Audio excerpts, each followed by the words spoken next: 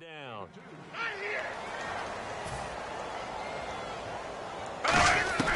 He's back to throw. It's caught. Smith. And brought down, but not before they're inside the 25. And the offense moving quickly to the line. Back to throw. And he goes out of bounds inside the 10 at the 9. It's a really nice 15-yard pickup, and now it's 1st and goal. They got exactly what they wanted there. Out route, catch, get out of bounds, stop the clock. And I have to criticize defense here because you know the situation. You want to keep them inbounds and have the clock run. So I'm sitting on the outside portion of the field and not letting them throw an out route. Throw anything inside and I'll make the tackle. An out route? That's not the way you're supposed to play. They'll try to run with 4 cents. And this play doesn't go anywhere. Backwards, losing yardage to the 11. The loss of a full 3 yards, and now it's 2nd down. So often you hear defensive coaches talk about we need all 11 on every play in order to be a good run-stopping unit. And sometimes it starts to sound a little cliche. But did you see the free safety on that play? Knifing through and running down the ball carrier. A huge, huge play. And when you have a free safety who can run like that, you've got to turn him loose. False start, offense.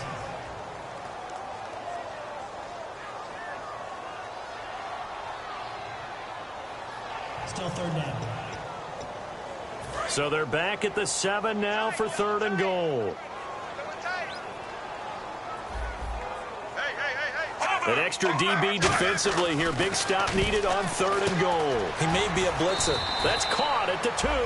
It's a gain of 5 on the play. Likely the play of the game here. Trailing in the final quarter and going for it on 4th and goal. Here we go. 4th down. And it's caught. It's a touchdown. So they rally here in the final minute, and they're an extra point away from tying this game. And while it appears the heavy lifting was accomplished by scoring the touchdown, they're still down 1. That extra point is not a gimme.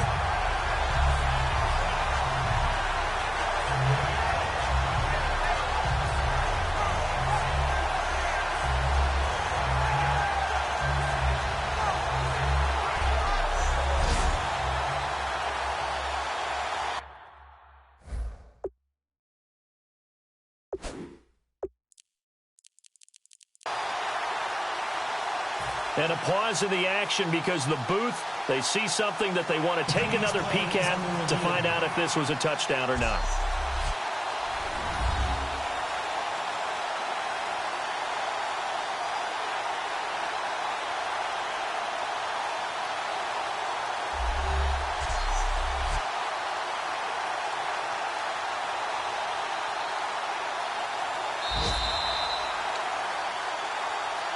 After reviewing the play, the ruling on the field stands. They had to go to the monitor, get an extra look. That's what the technology is for. And this touchdown will count. And he's got it up and through. So here comes the kickoff now, all even here in this 4th quarter. Here comes Grant on the return. And his guys are going to start their drive right at the 20-yard line. The Bills offense now, they get set to head back onto the field. They've got work to do, but they do still have a bit of time here. And they've got to feel comfortable with that, but they have all their play sequences called. If they get out of bounds, that allows them to huddle and call another play. And this is going to be intercepted. Picked off by Lardarius Webb. And his guys are going to get the football at the 23-yard line. And that's a great example of ball skills right there, partner. You and I do a lot of games, and I can't tell you how many guys look to run with the football before they've intercepted it. So that's a nice job of focusing on the task at hand and coming away with the interception.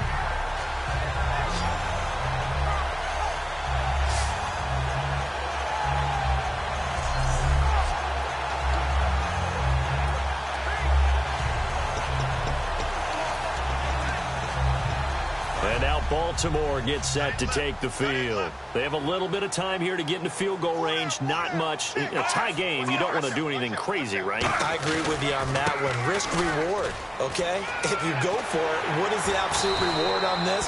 But the risk is probably greater. Run the clock out, get to overtime, and try and win it there. All right, we'll see if they do just that.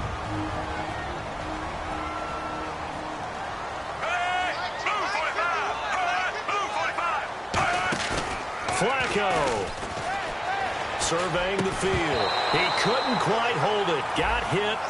Ball pops out. Incomplete. We know it's not an easy job to go out and catch passes when people are trying to tackle you and knock the ball away. But the bottom line is, that's a pass he's got to have and a pass he should have caught. Flacco to throw. He's got time. And that's incomplete. Clock stops with 10 seconds left.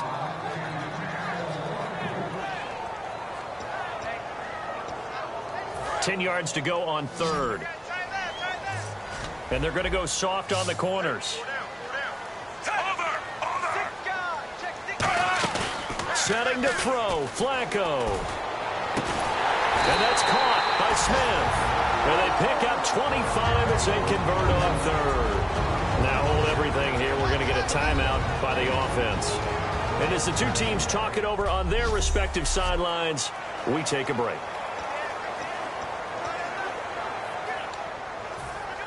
So it's up now to one of the most accurate. And now the Bills are going to stop it as they call a timeout. And as the two teams talk it over on their respective sidelines, we take a break.